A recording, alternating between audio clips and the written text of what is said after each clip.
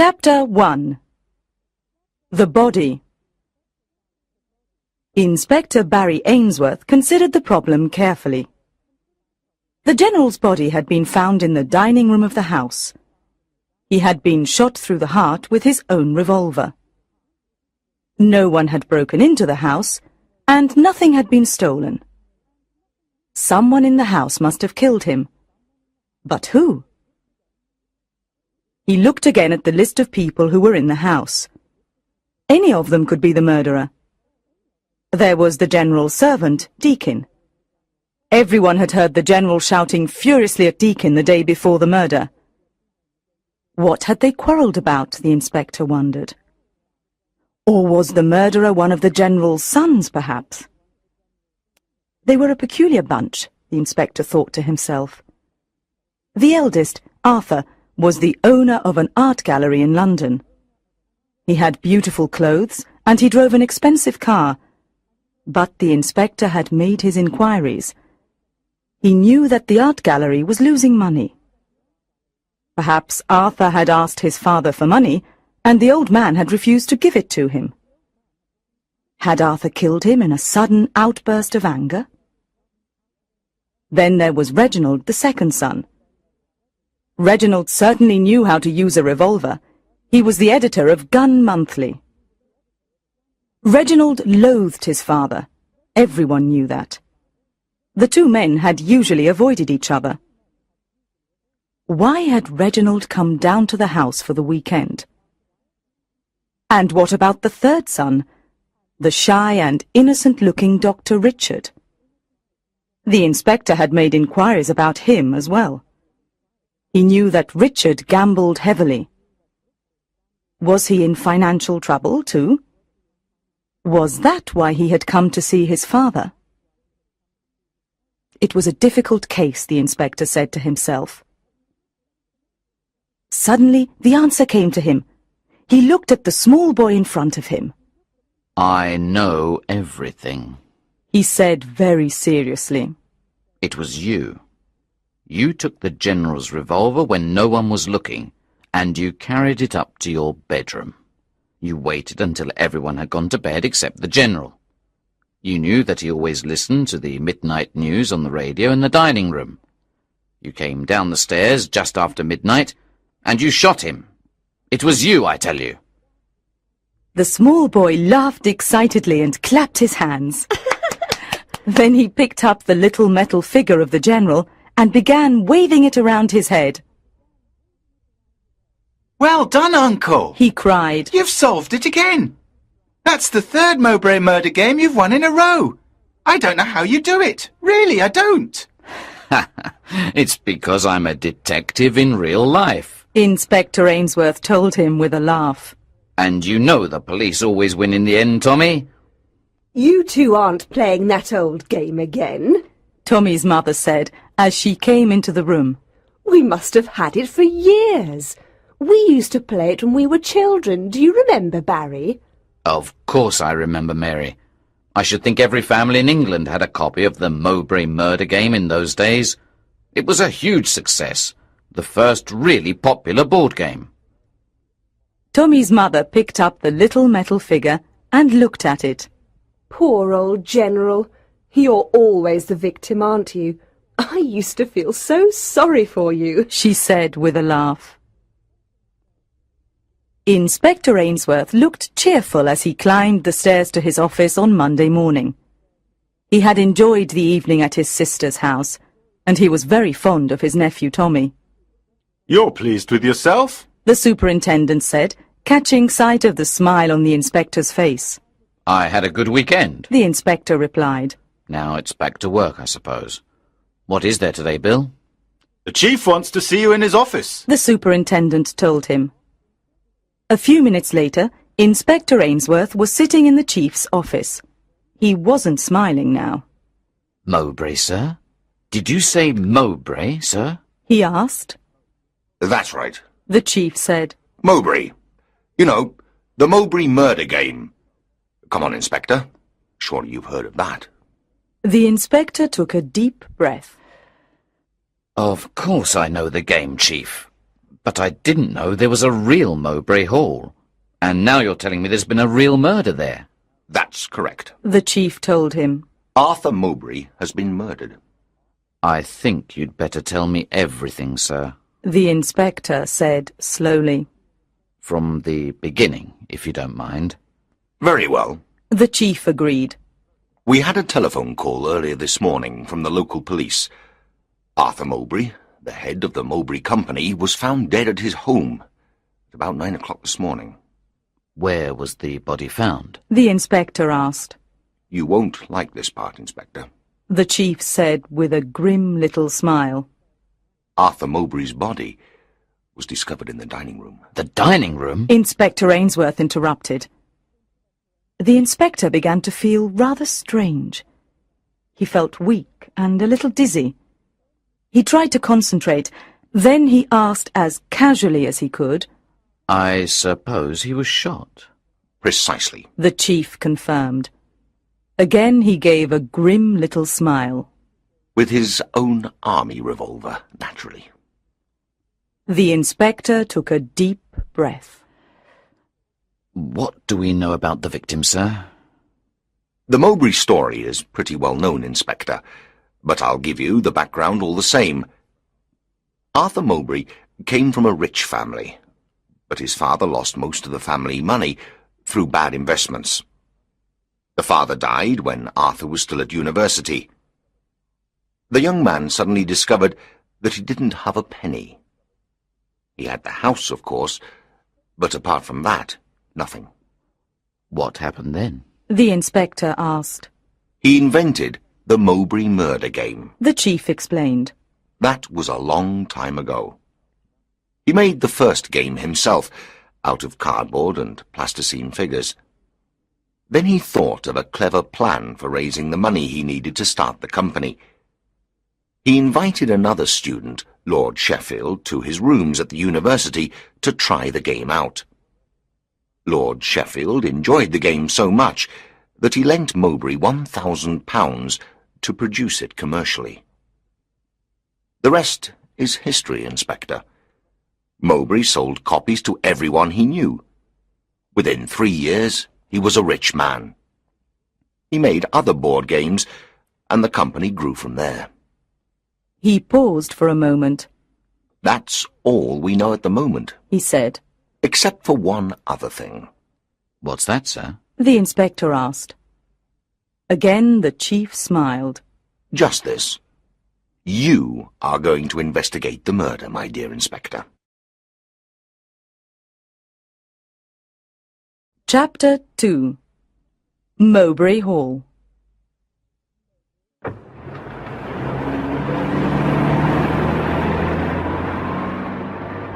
Inspector Ainsworth drove to Mowbray Hall, which was 50 miles from London. He knew that he was approaching the hall when he saw a line of police cars parked by the side of the road. The inspector stopped his car and showed one of the policemen his ID. I'm investigating the case. He said. Tell me how to get to the hall, will you? You go through that gate over there, sir, The constable told him. and follow the private road. The house is about half a mile down. It's a big place, sir. You can't miss it. The inspector got back into his car and drove down the private road. The grounds of the house were very large. There were well-kept gardens, many fine trees, and a number of low buildings that looked like workshops. Then he saw Mowbray Hall itself, a large old building on the top of a small hill. Once again, there were policemen standing outside the front entrance to the hall. He parked his car. A few minutes later, the inspector entered the dining room of the hall with one of the local policemen. He looked down at the body on the floor. Right, Sergeant. Give me the details. He ordered. I want to know everything. Yes, sir. Replied the sergeant. The victim's name is Arthur Mowbray. He's been shot through the heart, sir. The revolver was found next to the body. There are no fingerprints on the weapon, sir, and the doctor tells us that the crime probably occurred between 8 and 9 o'clock this morning. There are no signs of burglary. That's all we know so far. Good. Said the inspector. What do we know about the victim? Arthur Mowbray was 70 years old. His wife died 10 years ago. He lived here alone. Any relatives? The inspector asked. No, sir. The sergeant replied. There was a son, Charles, but he was killed in a car accident in America about 5 years ago. I see. The inspector said. Is there a will?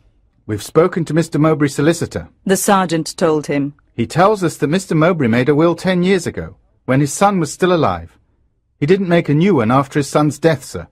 So the money goes to the closest relatives, I suppose. Commented the inspector. Do we know who they are? There are some cousins in London, sir. The sergeant said. We don't know anything about them yet. Who was in the house when the murder took place? The inspector asked. I've got it all written down here. The sergeant said. He pulled out his notebook and began to read from it. There was Mr. Larkin, the finance director of the company, Miss Markham, the marketing and sales director, and Mr. Johnson, the production director. And Mr. Price, he was here as well. We had a call from Mr. Price at 9 o'clock this morning, sir. He began. The inspector interrupted. Mr. Price? Who's he? Mr. Price is the company's managing director, sir. The sergeant told him. He told us that he had an appointment with Mr. Mowbray this morning. He discovered the body when he came into the dining room. Why did he come into the dining room? The inspector asked. He explained that, sir. The sergeant went on. Apparently, the directors all have breakfast at the hall once or twice a week. That's when they discuss business matters, you see.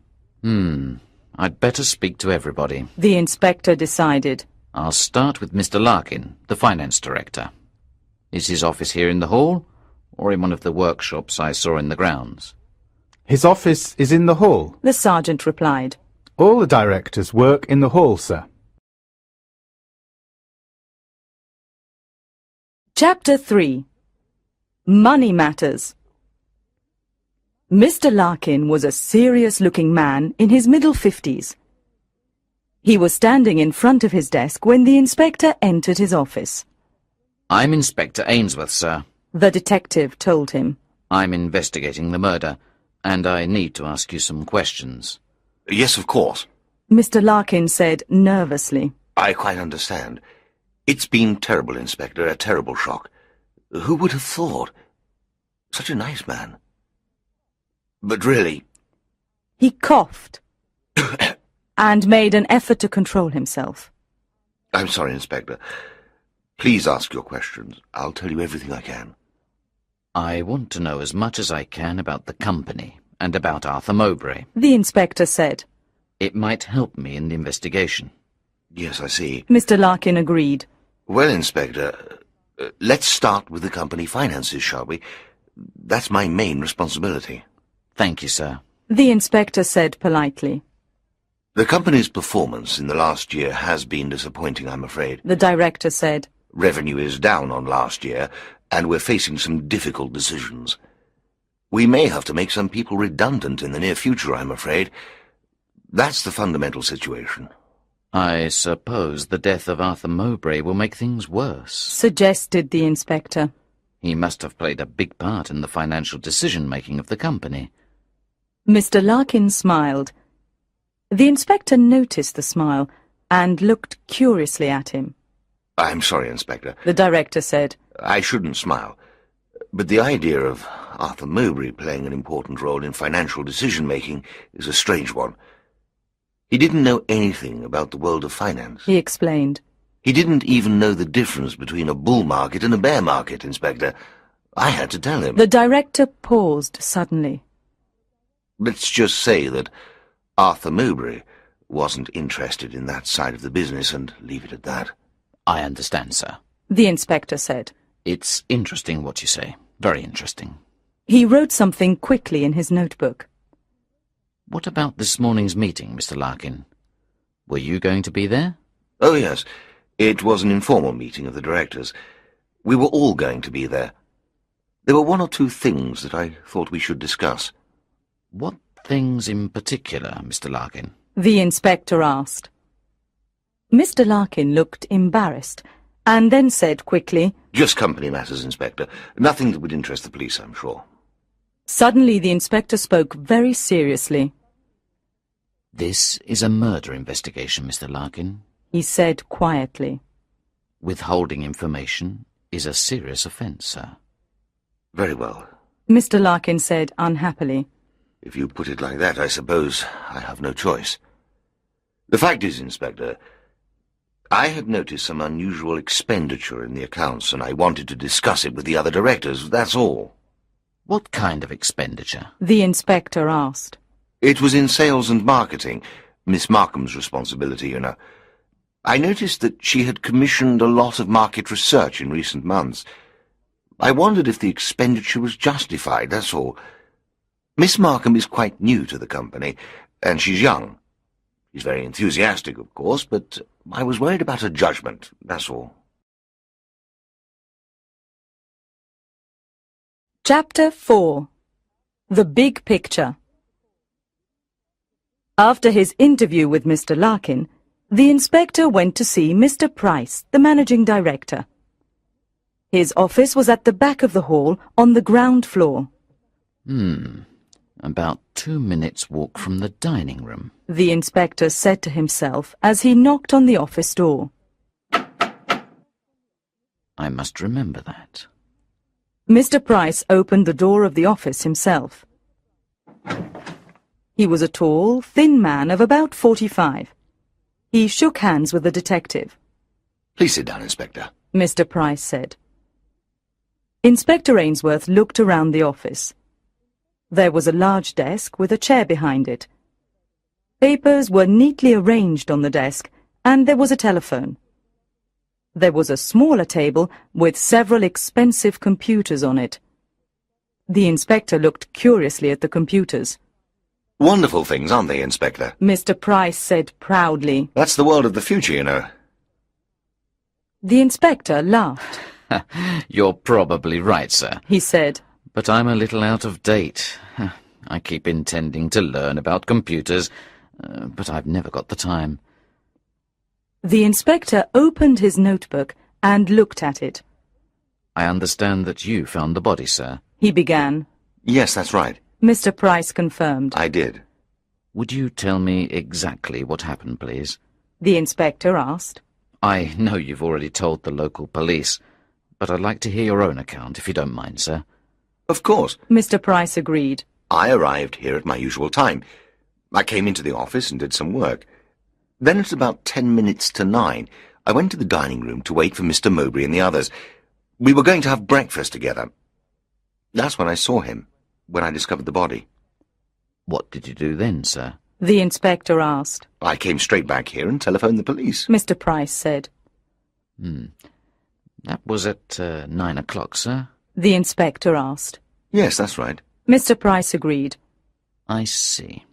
The inspector said, thoughtfully. He scribbled something in his notebook. Was there anything special about the directors' meeting this morning? No, nothing I can think of. The managing director replied. It was a routine meeting, Inspector. I've just been speaking to Mr. Larkin. The inspector told him. Do you know what he wanted to talk about at the meeting, Mr. Price? Yes, I do. The managing director said with a laugh. He always finds some little thing in the accounts to complain about. This time it's Miss Markham's market research that worries him. He doesn't realize how lucky we are to have her in the company. She's young, but she's a real expert in her field. Have a look at this, Inspector. He passed the inspector a book. He looked at the title. Marketing, Organization and Consumer Behavior by Patricia Markham. You see, Said Mr. Price. she really knows what she's doing, Inspector. Larkin should be encouraging her, not making her life difficult at meetings. Don't misunderstand me. Larkin's a good man, and he takes his responsibilities seriously, but he worries too much about little things. He doesn't see the big picture. What do you mean, the big picture, Mr. Price? Let me tell you something about the company. Mr. Price suggested. Arthur Mowbray made his fortune with the Mowbray murder game. He was a gifted young man, but he didn't know anything about business. He was a dreamer, really. Brilliant, of course, but still a dreamer. Lord Sheffield was the business brains of the company. He organized everything. He made the company a huge success, not just in Britain, but in America as well. It was Lord Sheffield who went to America for the company. Mowbray always refused to go. Whenever there was a serious problem, it was Lord Sheffield who managed to solve it. I'm beginning to understand something about Arthur Mowbray. The inspector said. Mr. Larkins already told me that Arthur Mowbray didn't know anything about the finances of the company. Lord Sheffield died 6 months ago. Mr. Price continued. That's why the company is in serious trouble now. Sales in Britain and America have begun to decline. The market for children's games is changing, you see. No one wants to play board games anymore. Products are like people, Inspector. They grow old and die. I see. The inspector said thoughtfully. Now do you understand what I said about Larkin? Mr. Price said angrily. He's always going on about small things in the accounts, but he doesn't understand the real problem. We're in a crisis, Inspector, and if we don't do something pretty soon, there won't be a company left. Chapter 5. The Card. Just then there was a knock at the door. Mr. Price looked quickly at Inspector Ainsworth and then called out, Come in! A young woman entered the office. She was about 30 years old, slender and dark-haired. She was dressed in a business suit. The woman stopped when she saw the inspector. I'm sorry, She said to Mr. Price. I didn't know there was anyone with you. This is Patricia Markham, Inspector. Mr. Price said. She's our Director of Marketing and Sales. The inspector stood up to shake hands with the young woman. What a terrible thing this murder is. The young woman exclaimed. I really can't imagine why anyone would want to hurt Arthur Mowbray. It doesn't make any sense at all. Not at the moment, perhaps. The inspector agreed. But we'll find out everything in the end. I can promise you that. That's why I've been talking to Mr. Price. He's told me quite a lot about the company. The inspector thought he saw Patricia Markham exchange a quick glance with Mr. Price while he was speaking. She looked worried. He stood up. I won't take up any more of your time just now, Mr. Price. He said. We can continue our conversation later. He turned to Miss Markham. At some point I shall have to ask you some questions as well. He said to the young woman. Patricia Markham looked at him in surprise. Me, Inspector? She asked. Of course. The inspector told her. I want to talk to all the directors, Miss Markham. The inspector left Mr. Price's office and closed the door behind him. He stood outside the door for a moment. He could hear the two directors talking. What on earth did you say to him? That's terrible. They seemed excited and nervous, but the inspector could not hear what they were saying. They were talking in low voices. I wonder what that's all about. The inspector thought. Those two seem to have a secret. He went back to the dining room. The sergeant came up to him. We've photographed everything, sir. He told the inspector. Can we take the body away now? The inspector looked down at the body on the floor. How small the old man looked. All right. He told the sergeant. Pick him up and carry him away. Gently now. Two policemen stepped forward and began to lift the body. Something fell out of the dead man's hand. Wait. Cried the inspector. He moved forward quickly and picked up the fallen object carefully with his handkerchief. He showed it to the sergeant. What do you suppose this is? He asked. It's a card, sir. The man said slowly. It looks like one of the cards from the Mowbray murder game. You know, sir. He went on. The cards with the clues written on them. You're right, Sergeant. Inspector Ainsworth said. But the cards in the Mowbray murder game are all blue. And this one is yellow. Let's see if there's anything written on the other side, shall we? The inspector turned the card over. There were some handwritten notes on it. The inspector read, 57. Press reports frighten investors. Down £30,000. It looks as if Arthur Mowbray was working on a new game, he said thoughtfully. I wonder if that's why someone killed him, Sergeant. Chapter 6. The Best Products. It was now late in the afternoon, and Inspector Ainsworth was drinking a cup of tea with the sergeant in the kitchen of the hall. The inspector consulted his notebook. I've spoken to all the directors except Mr. Johnson. He told the sergeant. I'd better see him next. The inspector found Mr. Johnson's office empty when he got there. The office was very different to Mr. Price's.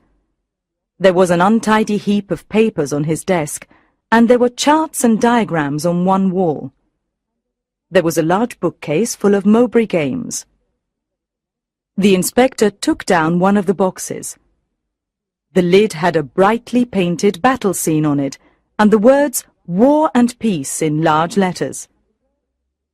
The inspector was struck by the beauty of the illustration. Good, isn't it?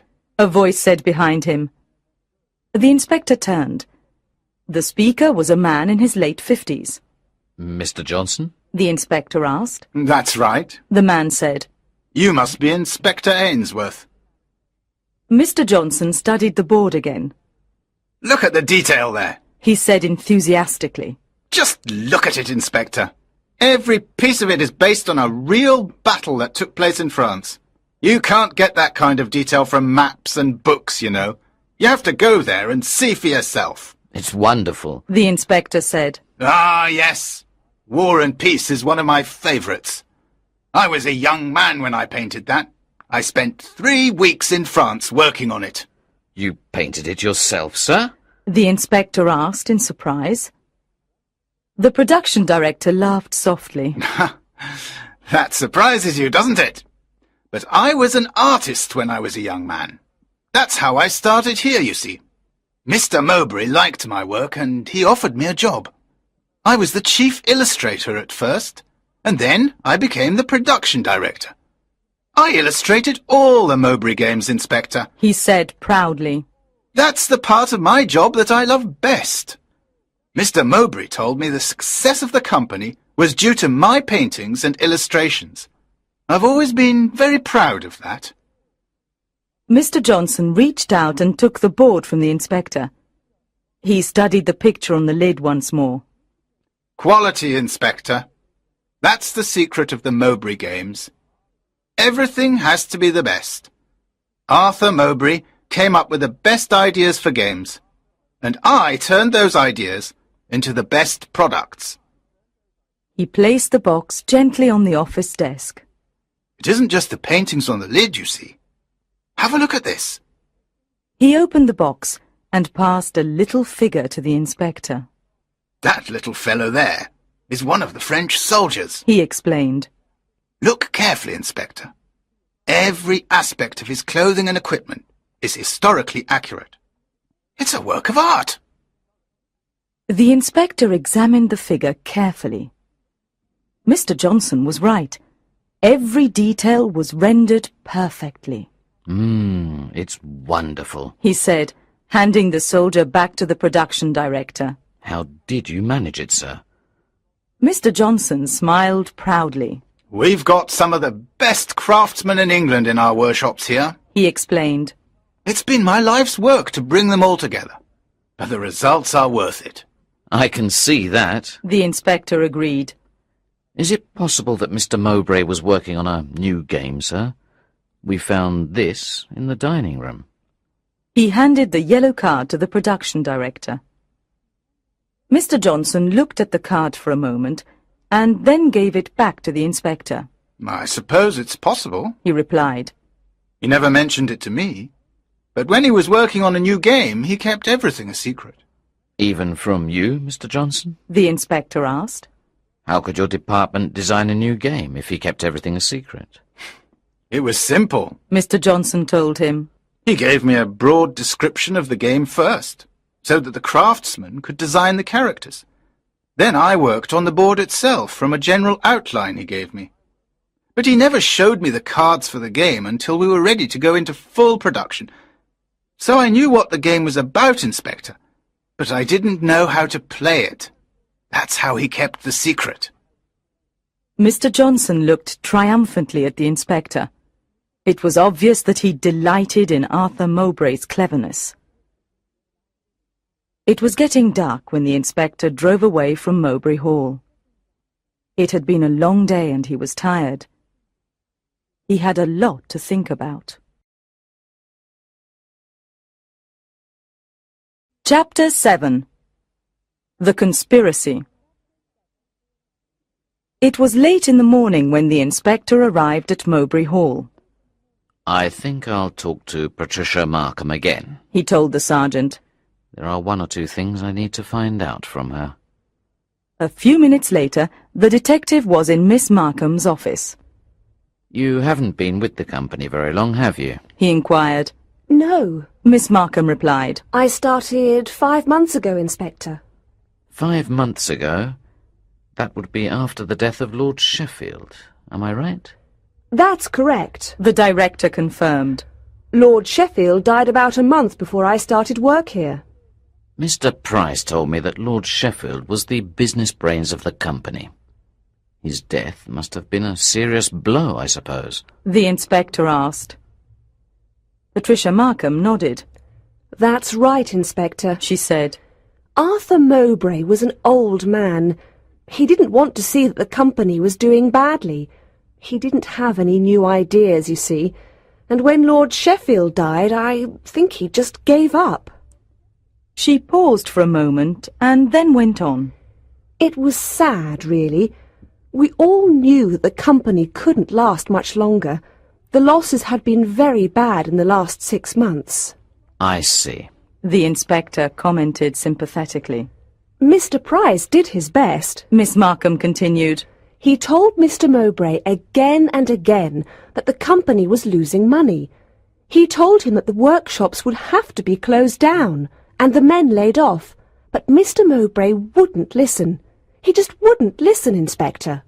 She paused again and looked at the inspector. You and Mr. Price are quite close, aren't you, Miss Markham? Miss Markham blushed. I don't know what you mean. She replied angrily. What are you suggesting? I don't understand. I heard you talking in his office yesterday. The inspector told her. What were you talking about?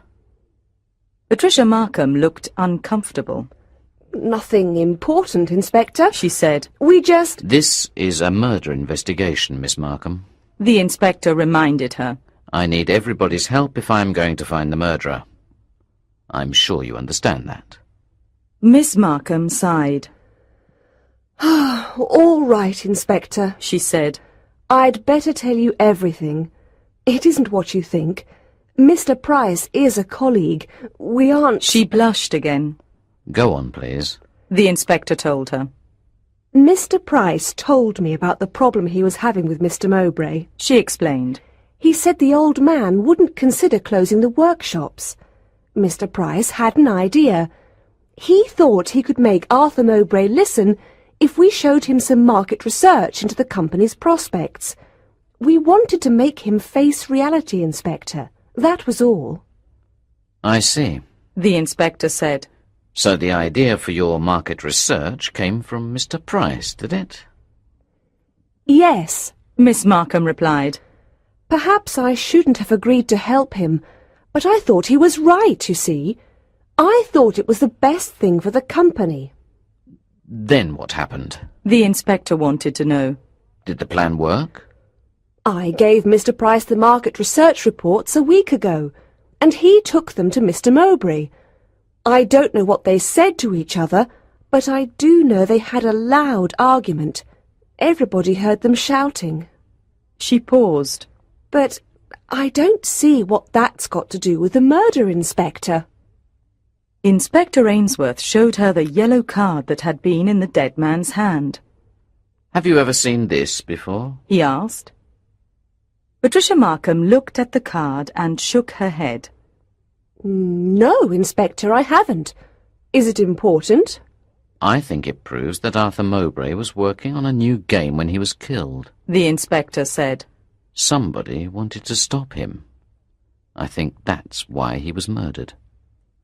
Patricia Markham looked confused. But Arthur Mowbray hadn't made a new game for years, Inspector. And why should anyone want to stop him? I don't know. The inspector told her. But I'm going to find out. Chapter 8. The Inspector Sees the Truth. Inspector Ainsworth went back to Mr. Larkin's office in the afternoon. He found the finance director studying the company accounts. He seemed depressed. It's bad, Inspector. He confided. Very bad, I'm afraid. We've been in difficulty since Lord Sheffield died, and now... What will happen to the company, Mr. Larkin? The inspector wanted to know. I think we'll have to close. Mr. Larkin said sadly. It's bad for everybody, but there's no other choice. I've been looking at our expenses for the last few months. We can't afford it anymore, Inspector. And look at this, he said angrily. He pointed to the section of the accounts dealing with telephone expenses. £2,000 on international calls in the last 4 months. Just 4 months, Inspector. I'm sorry. The inspector said kindly. He paused for a moment. I'm afraid I have some more questions for you, Mr. Larkin. Of course, Inspector. Mr. Larkin said. I know you have your work to do. How can I help you? I'm convinced that Mr. Mowbray was working on a new game before he was murdered. The inspector explained. Can you tell me anything about that, sir? No. I don't know anything about it. The director replied. But you don't think that had anything to do with the murder, do you? It might do. The inspector replied. Perhaps somebody wanted to stop him, Mr. Larkin. The finance director smiled. I can't see why anyone would want to do that, Inspector. What would be the point? I don't know. The inspector said gloomily. There must be a reason somewhere. He paused. There's one other thing, he said. Apparently Mr. Price and Mr. Mowbray had a fierce quarrel about a week ago. Can you tell me anything about that, Mr. Larkin? Not very much. The director said. I was in Bob Johnson's office when the argument was going on. Mr. Mowbray and Mr. Price were in the dining room. I couldn't hear what they were saying because the door was shut. They sounded very angry. Then the door of the dining room opened, and I heard Mr. Mowbray say, "All right, we'll do it your way, Mr. Price. I don't like it, but we'll do it your way." That's all I heard, Inspector. What do you think they were arguing about? The inspector asked. They'd been arguing for months about the workshops. Mr. Larkin said. Mr. Price said they were too expensive, and he wanted to close them. I imagine they were arguing about that. The Mowbray Arms pub was empty when the sergeant and Inspector Ainsworth got there at about 9 that evening. It's the quietest place I could think of, sir. The sergeant said. And the local beer's good. I can promise you that. The inspector smiled. It had been a long day, and he wanted to relax. He looked around the pub, and was pleased to see that it was comfortable and old-fashioned. There were pictures on the walls, and there was a large fire in the corner of the bar. This is certainly different to the pubs in London, he commented happily. They're all full of music and noise. At least we can talk in here. Yes, sir. The sergeant said. Are you making progress with your inquiries? I don't know. The inspector replied. It's too early to tell. But I think I'm beginning to understand what kind of man Arthur Mowbray was. And that's useful. Must have been a strange kind of man, if you ask me. The sergeant said. Spending all his life making games for children. Still, I suppose he made a lot of money from it. The sergeant drank some of his beer. That reminds me of something else. He added. One of the policemen at the Hall comes from around here. He told me the whole story about the old man and his son. Apparently, Charles and his father had a terrible fight over some girl Charles was seeing in London. That's why the boy went off to America. They never saw each other again. No letters, not even a phone call. Then, Charles was killed in the car accident. It's sad to think of, isn't it? The old man living alone up there at the hall, all the money in the world, and no one to share it with. What worries me, the inspector said, is that any of the directors could have killed Arthur Mowbray. But why, Sergeant? Why? We don't have a motive yet. That's true, sir, he said thoughtfully. My job's difficult enough as it is, The inspector complained. and some of them are making it more difficult because they keep lying to me. Just at that moment, a group of young people came into the Mowbray Arms. There were about 20 of them, and they were laughing and calling out to each other. The peace of the country pub was broken. One of the young men went over to the jukebox and inserted a coin. Instantly, loud music filled the bar. Another young man approached an electronic game and inserted a coin. The machine sprang into life, making strange sounds and sending bright colours around the crowded bar. The inspector frowned.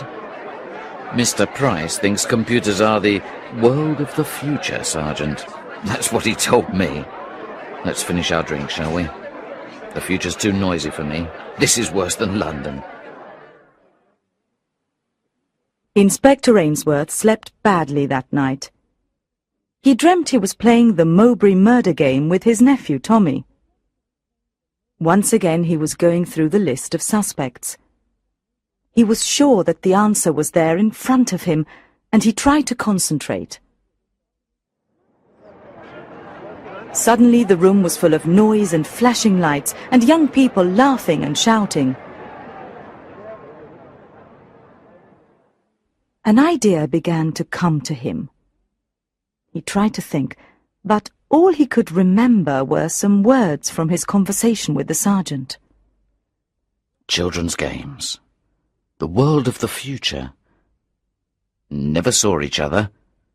Children's games. No letters. All that money. World of the future. Not even a phone call. It was no good. He couldn't think. Then the answer came to him. He was so surprised that he woke up. Of course. He said to himself quietly. Now why didn't I think of it before? He smiled happily and went back to sleep.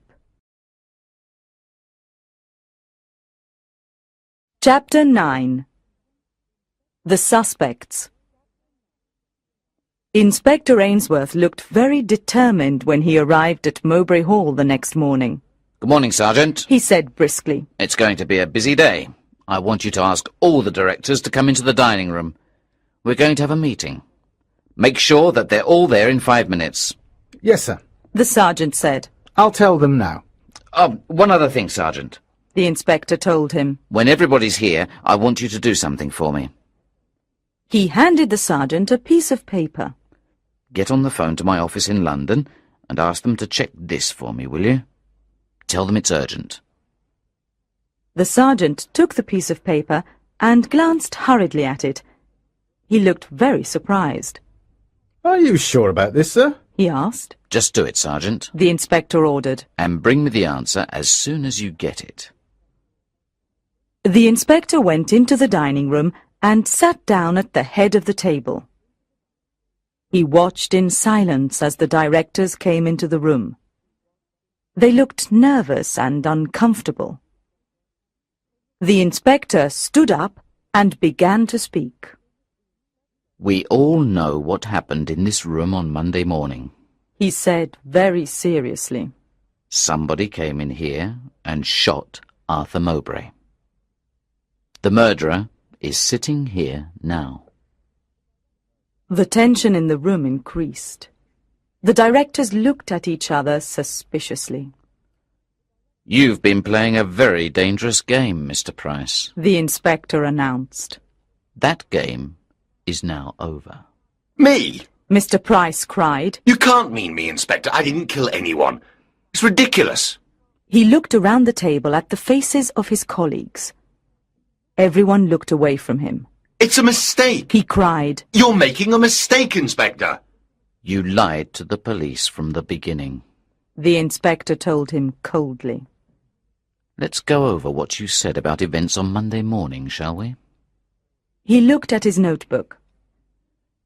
You said you left your office to go to the dining room at 10 to 9. When you arrived there, you saw the body. Then you went straight back to your office and rang the police at 9 o'clock. That's right. That's what happened. Mr. Price said. I was telling the truth. But it only takes 2 minutes to walk from your office to the dining room. The inspector said quietly. I know, because I made a note of it. If you left your office at 10 to 9, you should have telephoned the police at 6 minutes to 9, not at 9 o'clock. What were you doing for those extra 6 minutes, I wonder? Suddenly, Mr. Price went very white. I can explain. He said desperately. The inspector interrupted him. Then there's the question of your disagreement with Mr. Mowbray. He went on. You knew the company was losing money, and you wanted to close the workshops. But Mr. Mowbray was against the idea, wasn't he? He didn't want the people in the workshops to lose their jobs. Isn't that right? That's right. Mr. Johnson said quickly. You did want to close the workshops. Everybody knows that. So you began the dangerous game you've been playing. The inspector continued.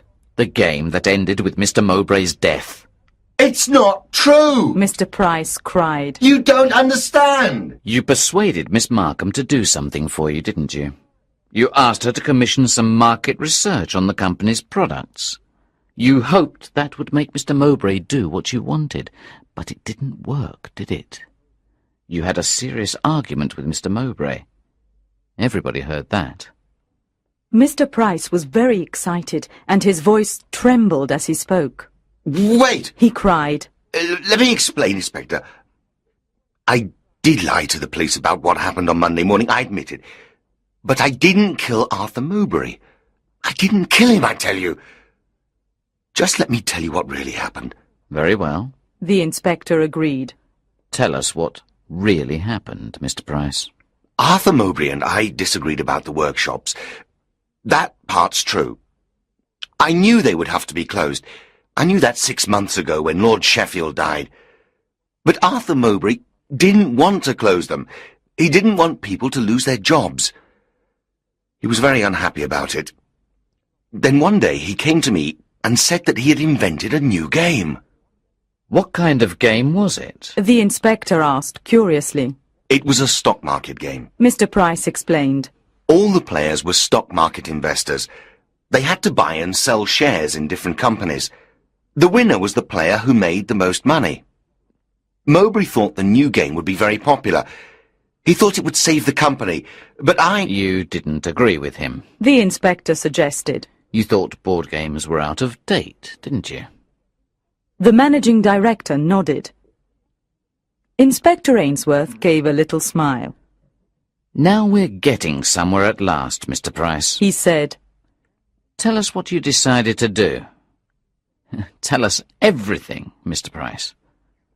The game was a brilliant one. Mr. Price said. But it was old-fashioned. I knew no one would buy it. Then I realized how we could still make the game and save the company. The answer was simple. A computer game? The inspector interrupted him. You wanted to bring Arthur Mowbray's game into the world of the future, didn't you? You're right, Inspector. Mr. Price replied. But how did you find out? No one else knew. Never mind, Mr. Price. The inspector told him. Let's just say that the idea came to me over a beer. I went to see him about a week ago. Said Mr. Price. I showed him the market reports that Miss Markham had prepared, and I told him my idea.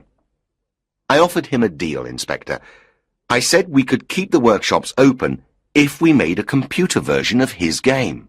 That was clever of you. The inspector commented with a little smile. How did he react to your deal, Mr. Price? He didn't like the idea at first. We had a fierce argument about it. But in the end, he agreed. I see. The inspector said. One other thing. What did you do in the dining room after you found the body, Mr. Price? During those missing 6 minutes? I can explain that too. The managing director said quickly. When I saw Arthur Mowbray lying on the floor, I knew immediately that he was dead. But there was something else in the room, Inspector. I saw the cards for the new game on the floor beside the body. I picked them up and took them away with me, Inspector. For a moment, Mr. Price looked ashamed. Then he went on. I'm a businessman, Inspector. The cards are a valuable company asset, and I wanted to keep them safe. Did it take you 6 minutes to collect the cards, Mr. Price? The inspector asked sharply. I couldn't find all the cards, Inspector. Mr. Price explained. You see, all the cards had a number on them, but card 57 was missing. I looked everywhere for it, but I couldn't find it. Good, said the inspector. He seemed pleased. At last you've told me the truth. But you should have told me earlier, Mr. Price. Then you know I didn't kill him. You believe me? Mr. Price asked. The inspector smiled cheerfully at the managing director. Oh, yes, I believe you. I didn't think you were the murderer. You knew that it wasn't me. Then why all these accusations, Inspector? I wanted to hear what really happened. The inspector told him. I knew you wouldn't tell me unless you had to, so I decided to frighten you. I said you were playing a dangerous game, Mr. Price, and that's true. I told you the game you were playing ended in the murder of Arthur Mowbray, and that's true as well. But you weren't the murderer. I know that. Mr. Price looked very relieved. I suppose I should be glad you believe me, he said quietly. Chapter 10. The Arrest. Inspector Ainsworth glanced at his notebook again. For a moment he said nothing. Then he looked at the people around the table. I wasted a lot of time trying to work out why Mr. Price had lied to the police. I should have been thinking more about the murder itself. Things became clearer when I started to do that. I don't see what you mean, Inspector, Patricia Markham said. Remember the Mowbray murder game? The inspector asked. It always starts the same way, doesn't it? The General's body is found in the library, isn't it?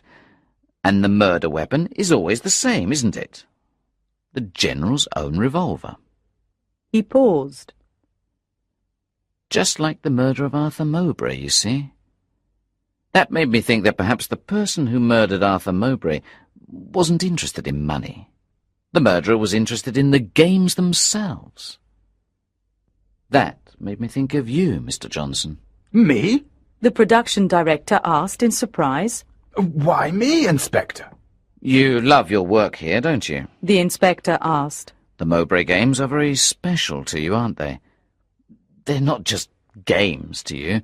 They're your whole life. Then Mr. Larkin gave me an idea. The inspector turned to the finance director.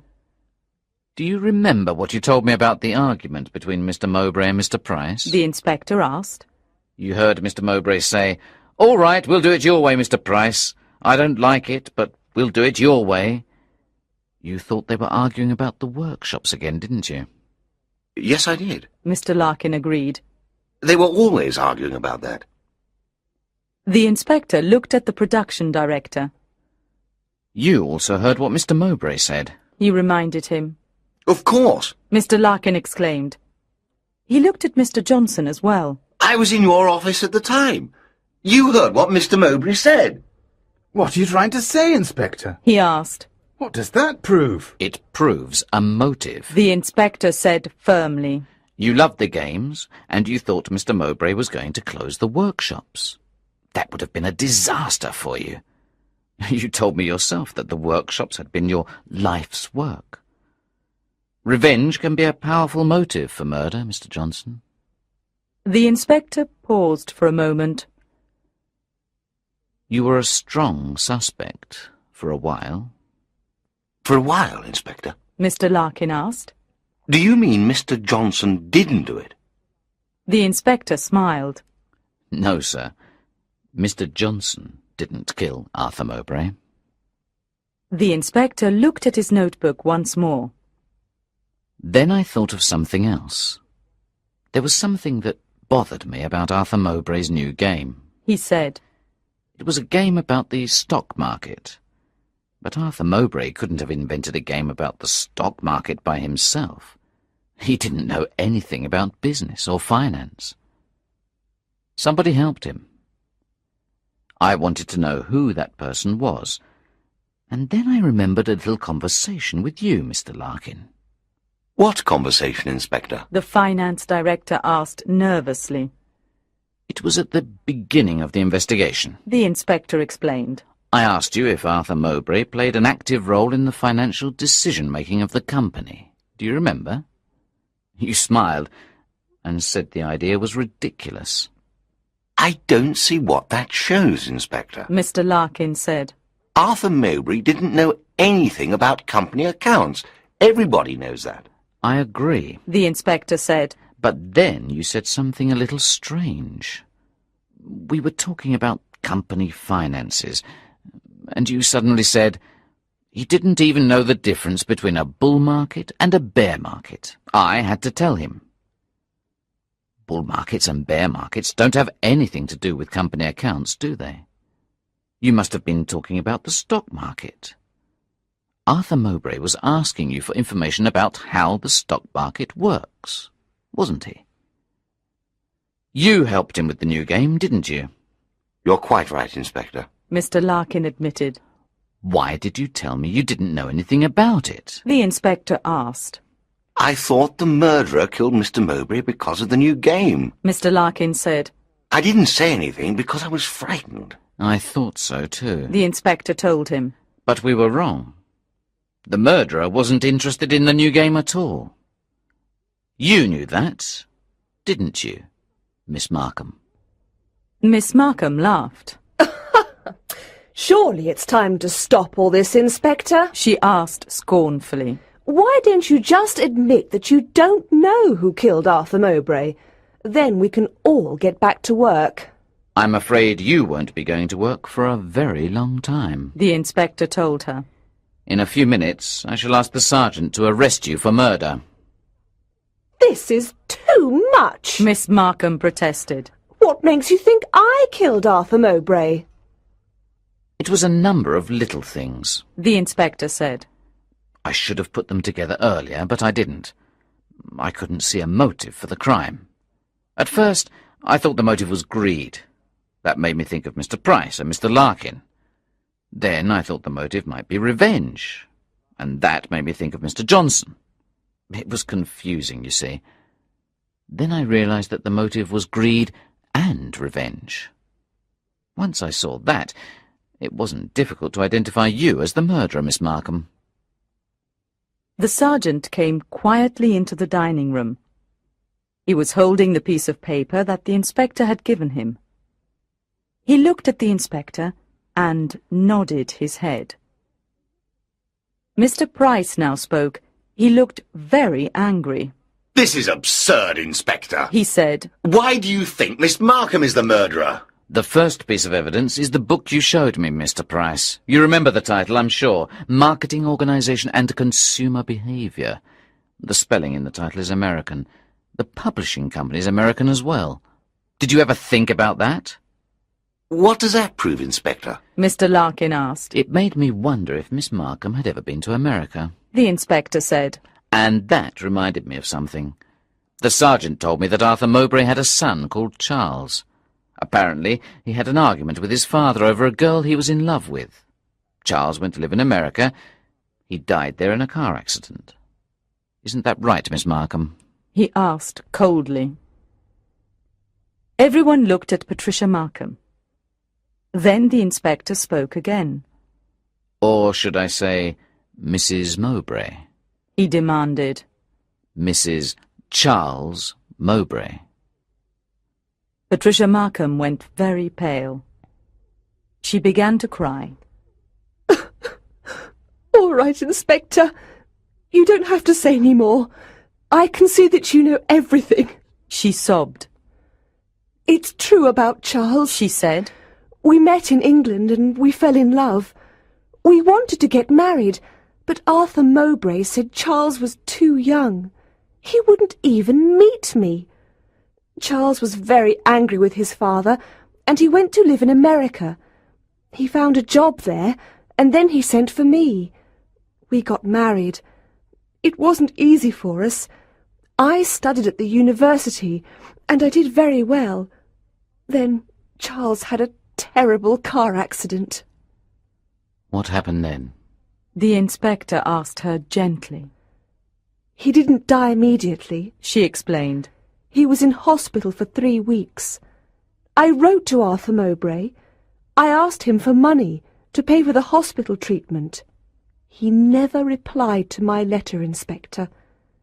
Charles knew that his father had never forgiven him. He died unhappy. Is that when you decided to punish Arthur Mowbray? The inspector asked. Yes, Miss Markham agreed. I hated him for what he had done to Charles. Then I read in the paper about Lord Sheffield's death. I guessed that the company would be in trouble, and that gave me an idea. I applied for a job here. Arthur Mowbray had never met me, you see. He didn't know what I looked like. Did you plan to murder him? The inspector wanted to know. Yes, but I didn't just want to kill him. She confessed. I hated him, and I wanted to make him suffer. That's why I shot him with his own revolver, like in the Mowbray murder game. But before I shot him, I did something else. I humiliated him, Inspector. I told him who I was. It wasn't just revenge, though, was it? The inspector wanted to know. It was greed as well, wasn't it? You haven't told us everything yet, Miss Markham. Isn't that enough, Inspector? Patricia Markham said. I've told you I killed Arthur Mowbray. What else is there to tell you? Mr. Larkin told me someone was making a lot of international phone calls. He said softly. Tell me about those, Miss Markham. Patricia Markham said nothing. She began to cry again. The inspector made a sign to the sergeant. The sergeant came forward and gave the inspector the piece of paper. The inspector read it quickly. I said the motive for this crime was revenge and greed. He said. We've just been in touch with the authorities in America. They confirmed that you and Charles had a son. That's why you killed Arthur Mowbray, isn't it? Your son was his closest relative. You wanted him to inherit all Arthur Mowbray's money. The sergeant led Patricia Markham away. Inspector Ainsworth sat back in his chair, feeling very satisfied. He had solved the Mowbray murder again.